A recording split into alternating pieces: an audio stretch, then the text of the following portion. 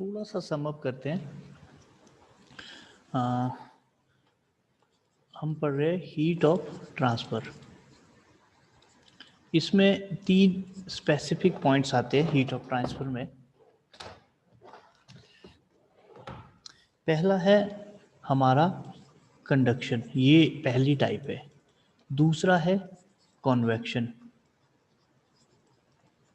तीसरा है रेडिएशन। ठीक है, अगर हम बात करें कंडक्शन की, यहाँ पर जो मॉलिक्यूल्स है उनकी एक फिक्स्ड ज्योमेट्री है। वो हमारा मॉलिक्यूल जो है मोशन में आएगा, बट वो मूवमेंट नहीं करेगा, अपने आप ही मॉलिक्यूल जैसे सॉलिड में होता है वाइब्रेट करेगा अपने हिसाब से, है ना। एटम मॉलिक्यूल होता है। कॉन्वेक्शन में हमारा जितना भी एटम्स रहेगा, मॉलिक्यूल्स रहेगा, वो कैसे होगा, वो मोशन में रहेगा, मूवमेंट कर सकता है। ठीक है, मूवमेंट कर सकता है। रेडिएशन में हम यूज करते हैं इलेक्ट्रोमैग्नेटिक रेडिएशन या इलेक्ट्रोमैग्नेटिक वेव्स, इलेक्ट्रोमैग्नेटिक वेव्स के थ्रू। तो अगर मैं आपको एक अच्छा सा एग्जांपल दूं ओवन का, ओवन में हमने एक कंटेनर लिया ग्लास का या स्टील का, ठीक है, मेटल की बात कर रहे हैं, चलो स्टील का।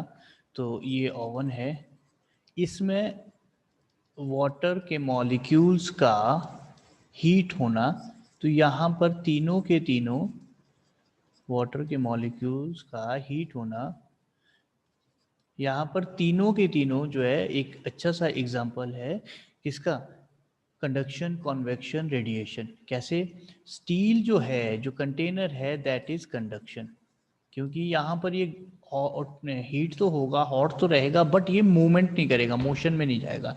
और यहाँ पर जो वाटर मॉलिक्यूल्स है, इसका जो एग्जांपल है that is a water molecule जो है उस, वो किसका एग्जांपल है बेटा, वो है आपका कॉन्वेक्शन का।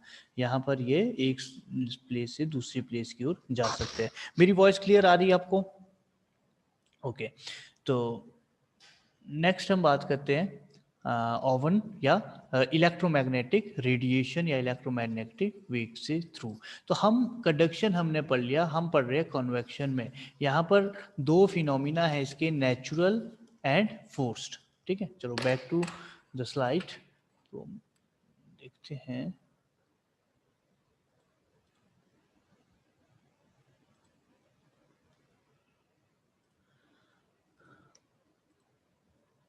Convection. Convection is the heat flow which achieve the actual mixing of warmer portion with the cooler portion. As we discussed, our heat is always transformed from hotter portion to the cooler portion. ठीक है, एक hot end से हमेशा ही heat transfer होगी cool की तरफ। तो ये भी बोलता है कि mixing of warmer portion with the cooler portion, that is known as convection. ठीक है, एक्चुअल मिक्सिंग इसने इसीलिए बोला क्योंकि यहाँ पर मोशन, जो मूवमेंट है वो सॉरी, यहाँ पर जो एटम मॉलिक्यूल्स है वो मूवमेंट में है, मोशन में है।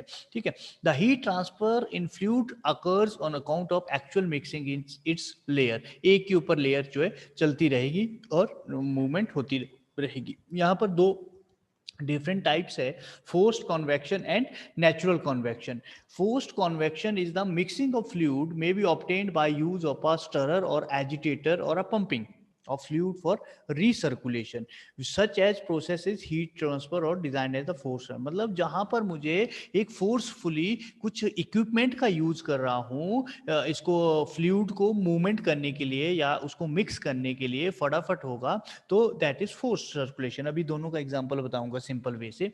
For example, in some types of evaporator, evaporating liquid is force through the tube under pressure, therefore that is known as forced convection. मतलब एक इवेपोरेटर की टाइप है, ट्यूब्स जिसमें प्रेशर के अंडर चलती है, दैट इज फोर्स्ड। अभी एक और सिंपल सा देता हूं मैं example. Natural mixing of fluid may be accomplished by the current set when body of the fluid is heated, such as process is known as natural convection. For example, pan evaporator, a convection current are set up to the evaporating liquid. ये क्या बोलता है, दोनों का मैं example दे देता हूँ आपको। हमने क्या किया, हमने एक हीटिंग मेटल मैग्नेटिक स्टीरर लिया, सभी ने देखा होगा। हॉट प्लेट, चलो हॉट प्लेट सभी ने देखी होगी। हॉट प्लेट लिया, हॉट प्लेट के ऊपर हमने एक जो है कंटेनर रख दिया, स्टील का कंटेनर, स्टील की कॉली रख ली, ठीक है। अब इस स्टील की कॉली के अंदर मैंने क्या कर दिया, एक पानी डाल दिया, वाटर डाल दिया, वाटर मॉलिक्यूल्स वाटर डाल दिया।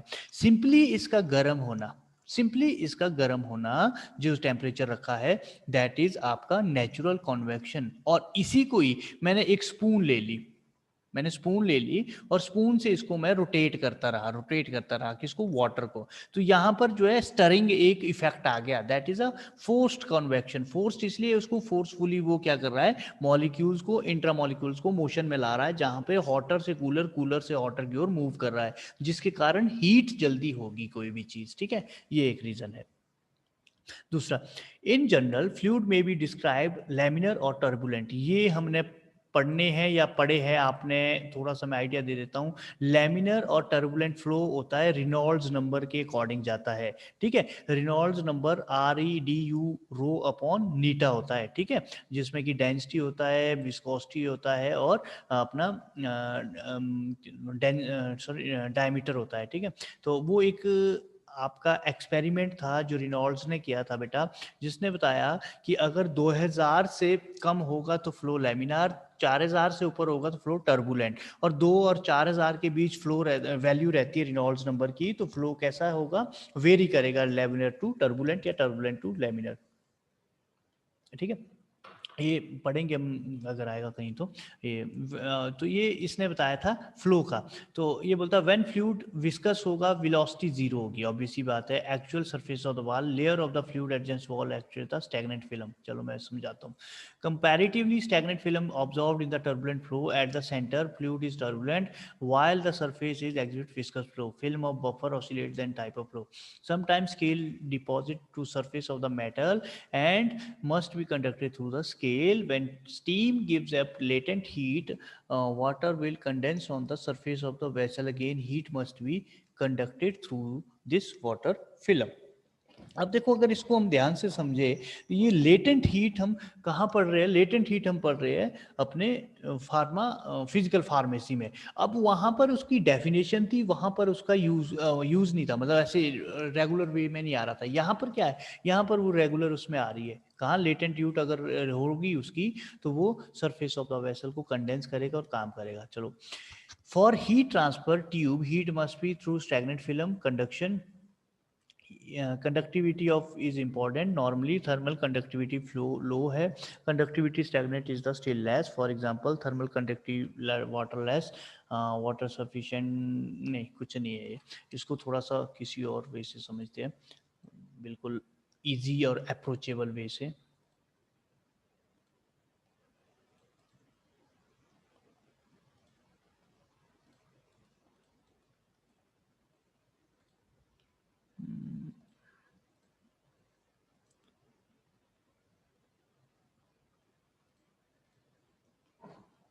ये क्या बोलता है कि अगर हमारे पास सपोज विस्कस फ्लूइड है, विस्कस फ्लूइड का मतलब है विस्कोसिटी उसकी ज़्यादा है, इंक्रीज है, और वेलोसिटी उसकी बहुत ही कम है, जीरो है। अब ये सरफेस है, तो यहाँ पर आपका विस्कस फ्लूइड है, डेंसिटी ज़्यादा है, विस्कोसिटी ज़्यादा है, तो नीचे की ओर बैठेगा, ठीक है।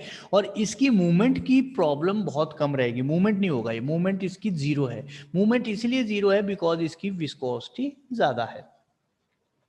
तो हमने इसको हीट किया, तो धीरे धीरे ये लेयर को इंट्रा, इसके बीच देखो विस्कोसिटी क्यों ज्यादा होती है, विस्कोसिटी हमेशा इसलिए ज्यादा होती है क्योंकि उसके बीच का जो इंट्रा पार्टिकल अट्रैक्शन होती है वो बहुत ज्यादा होती है, ये समझो, ये बहुत ज्यादा होती है। हमने, और इसको इंट्रा पार्टिकल अट्रैक्शन बोलते हैं, इसको हम कोहेसिव नेचर बोलते हैं। कोहेसिव नेचर इसका बहुत ज्यादा होता है, इसलिए विस्कोसिटी ज्यादा होती है। एग्जांपल के लिए ले लो इसको हनी।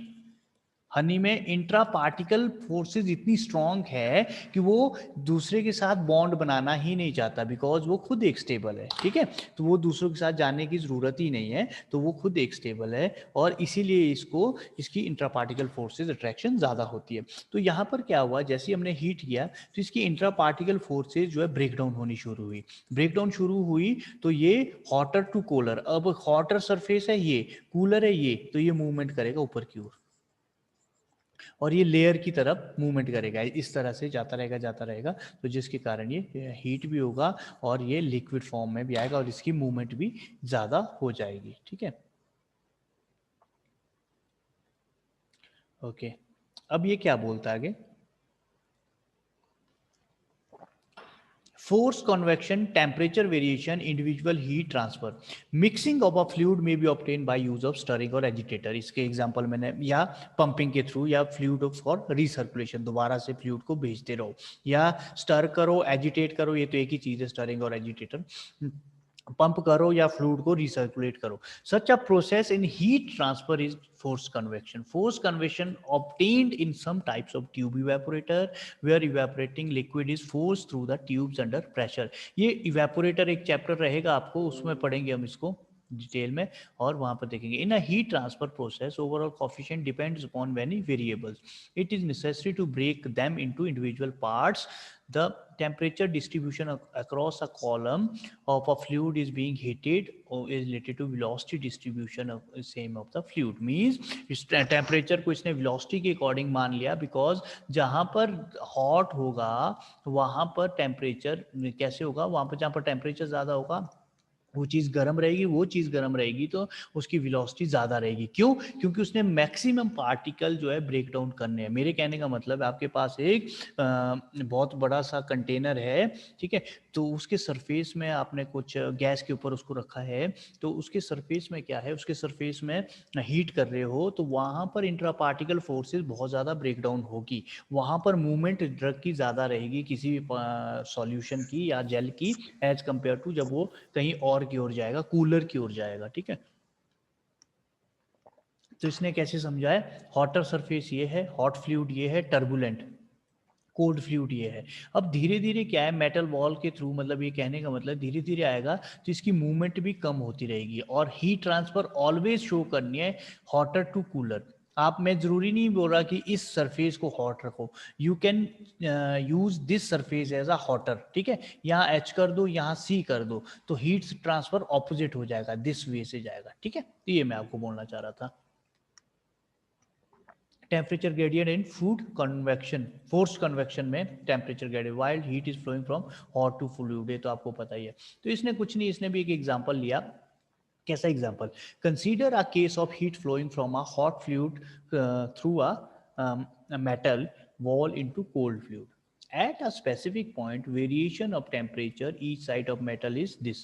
Several important facts यहाँ पर है, ये वेरिएशन हो रही है, यहाँ हॉटर से कूलर की ओर आ रहा है तो वेरिएशन हो रही है।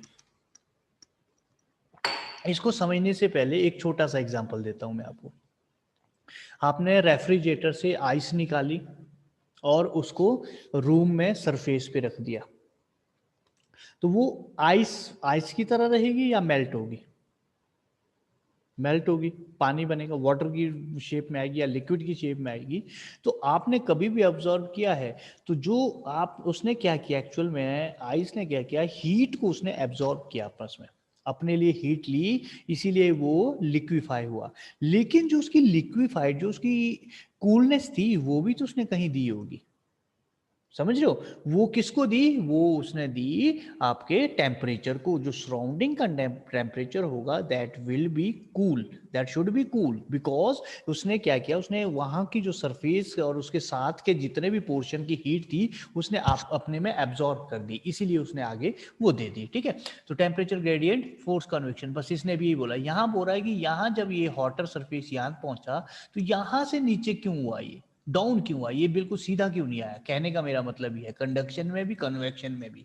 तो ये सीधा इसलिए नहीं आया बिकॉज इसने कुछ एक हीट जो है यहाँ दी कूलनेस के लिए, और अपनी कूलनेस यहाँ बांटी, और इसके, सॉरी ये हॉट सरफेस है, इसने अपनी एक कुछ एक हीट इस मेटल, ये मेटल का टुकड़ा है ये वाला, इस मेटल के टुकड़े को दी, जिसके कारण अपनी जो हीट थी वो कम हो गई और इसने इसके बदले मेटल की सरफेस को हीट किया। क्यों? क्योंकि जो मेटल का सरफेस था, मेटल की सरफेस की कूलनेस इसने अपने में एब्जॉर्ब की, दैट्स वाई उसने हीट छोड़ी। समझ रहे हो मेरी बात? ये इस टाइप से काम समझो इसको। इसने क्या किया, हीट जो है एब्जॉर्ब की, हीट जो है इवॉल्व की और कूलनेस जो है एब्जॉर्ब की। चलो आगे चलते, क्या बोलता है मेटल वॉल क्या कंजिस्ट करता है? Dot in line, hotter and cooler surface represent boundaries of the film, viscous flow, cold respectively। हो गया। temperature gradient through TC/DC is caused by the flow of heat purely by conduction metal whose thermal conductivity is known, metal wall L। तो इसकी thickness तो है metal wall की L, ठीक है। तो इसने बोला यहाँ पर TCTD, TCTD क्या है आपका?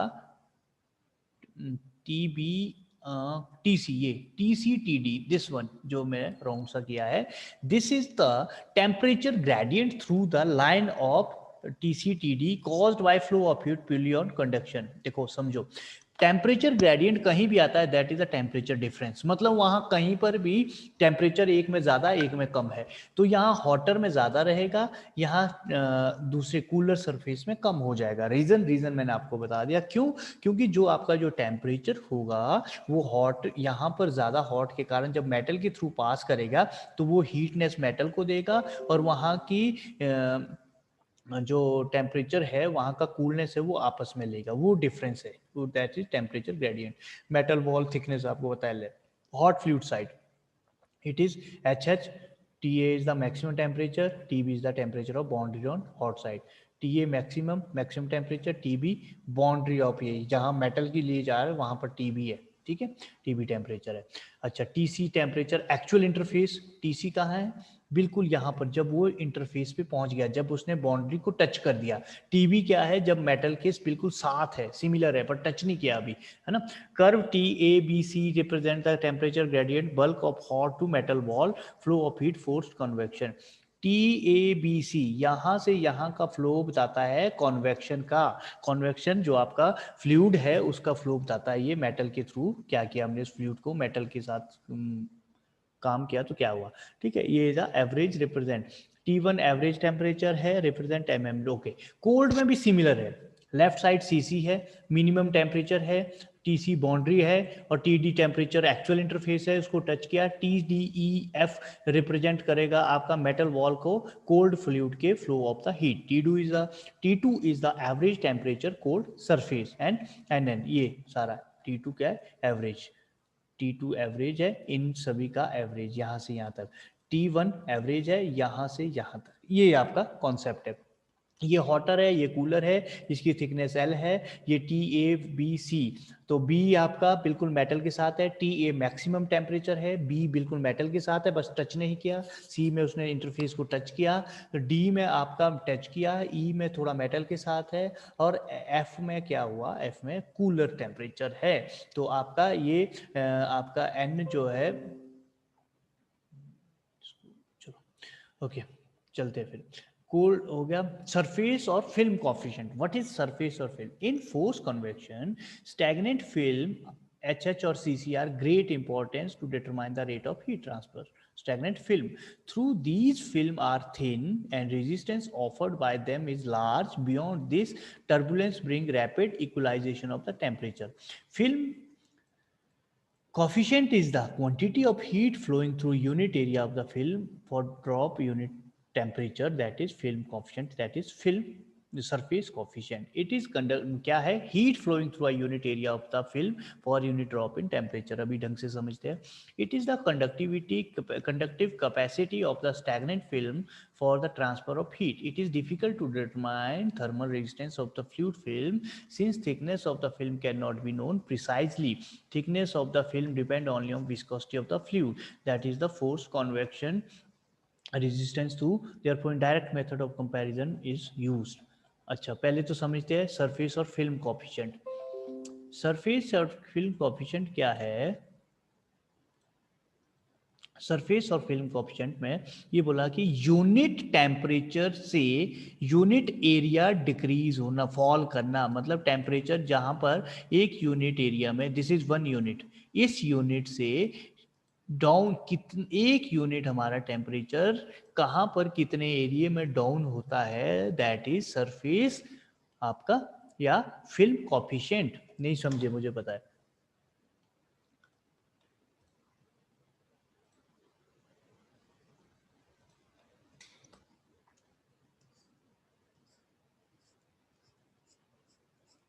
तो हमारा क्या है, यहां से हम मूव कर रहे हैं और यहां से नीचे की ओर आ रहा है। थोड़ा सा बढ़ाते हैं। यहाँ से सरफेस है, ठीक है, लिक्विड हॉट लिक्विड यहाँ से आया, यहाँ सरफेस पे पहुंचा, यहाँ से ये नीचे की ओर गया, फिर आगे गया। ये चीज़ देखो दोनों। अब नीचे की ओर क्यों गया, ये हॉटर था, ये कूलर था। तो हॉट से जब कूल की ओर आएगा तो ये लिक्विड कूलनेस, जो ये मेटल है इसकी कूलनेस एब्जॉर्ब करेगा, एब्जॉर्ब करेगा, और इसकी हीटनेस या हीटिंग जो है उसको इवॉल्व करेगा, अपनी इवॉल्व करेगा, जिसके कारण इसका जो टेम्परेचर है ये डाउन हो जाएगा। ये तो था पहला फिनोमिना जो मैंने आपको समझाया डिटेल में। अब सरफेस और फिल्म कोएफिशिएंट ये बोलता है, सरफेस और फिल्म कोएफिशिएंट एक टेम्परेचर वहां डाउन डाउन करना जब इसका एक यूनिट तक ये जो आपके लेवल है ये डिक्रीज हो जाएगा, ये जो लिक्विड है ये डिक्रीज हो जाएगा एक यूनिट तक। Suppose this is 1 unit, 1 unit में इसका यूनिट टेम्परेचर, अब यूनिट टेम्परेचर यूनिट एरिया जहां कहीं भी आता है दैट मीन्स फिक्स्ड एरिया, जहां कहीं भी आता है दैट मीन्स, चल नहीं रहा यार, दैट मीन्स फिक्स्ड। मैंने बोला 1 डिग्री ड्रॉप हो रहा है टेम्परेचर 1 सेंटीमीटर एरिया के ट्रैवल करने से, तो that means this is the surface coefficient, film coefficient. तो व्हाट आई से 1 सेंटीमीटर दैट इज 1 ड्रॉप, यहाँ से यहाँ तक है 1 सेंटीमीटर एरिया, ये आपका ड्रॉप हो रहा है 1 डिग्री टेम्परेचर फॉल होने से। यहाँ पर अगर 85 है तो यहाँ पर 84 रहेगा और यहाँ पर 83 रहेगा, तो this is 1 centimetre, again total हो गया 2 centimetre. This is surface and film coefficient. ठीक है बेटा, इसको बोलते हैं सरफेस और फिल्म कोफिशिएंट। ओके, 10 मिनट रहे अब हमारे, चलो इसको कंप्लीट कर लेते हैं। ओके, ये है तो बस, बाकी इसने इसी को ही बताया है। सरफेस फिल्म कोफिशिएंट कैसे, क्यू वॉट है, हीट फ्लो करेगा हॉट फ्लूइड से कोल्ड के लिए, स्टैग्नेंट फ्लूइड के लिए। अच्छा यहाँ पर एक और चीज़ भूल गया, this is a stagnant film, जो डॉटेड है, डॉटेड रिप्रेजेंट स्टैग्नेंट फिल्म, क्योंकि मेटल वॉल तो आपका सिर्फ यहाँ से यहाँ तक है, तो L means L plus L1 L plus L2, ये दो, L1 ये है, L1 ये है, L2 ये है, दूसरी साइड है। तो मेरे कहने का मतलब ये है कि जो हमारा ये स्टैग्नेंट फिल्म क्या है, ये लिक्विड की विस्कोसिटी और रेजिस्टेंस पावर के कारण यहाँ पर ये शो हो रहा है। ठीक है, तो ओके, तो this is our film coefficient, hot side, amount of heat flowing, area, difference in temperature. Amount of heat flowing, area कितने एरिया में, डिफरेंस इन टेम्परेचर, यहाँ क्या था, यहाँ क्या था, जो मैंने आपको यूनिट एरिया बताया। H1 is Q A1 T C, 1 I/H1 T1 is the thermal resistance of hot, 1/H1 T1 is thermal resistance. तो सरफेस और फिल्म इसको निकाल के कोल्ड साइड की भी सेम हो जाएगी, difference in temperature, and this is the thermal resistance of total, और ओवरऑल हो जाएगी इकट्ठी आपकी, this one resistance fluid metal cold, overall हो जाएगी तीनों की इकट्ठी, डेल्टा टी अपॉन दिस। इसको सॉल्व करो आप अपने हिसाब से और ये चीज़ आपको आ जाएगा। ट्यूबुलर वॉल के लिए इस टाइप से हो जाएगी, है ना, ये लिख लेने हैं, ये तभी आएंगे। फैक्टर कोफिशिएंट के लिए कौन कौन से, थर्मल कंडक्टिविटी, स्पेसिफिक हीट, ठीक है, डेंसिटी, टर्बुलेंस, थिकनेस। ठीक है, फ्लूइड ऑफ नेचुरल का भी सेम है, natural is the our natural process. ठीक, और सर नहीं, नेचुरल को पढ़ाना पड़ेगा ढंग से, कल पढ़ते हैं इसको नेचुरल को हम। क्यों? क्योंकि इसमें ये कोल्ड और उसका भी है, तो कल भी मैं एक क्लास लूँगा आपकी।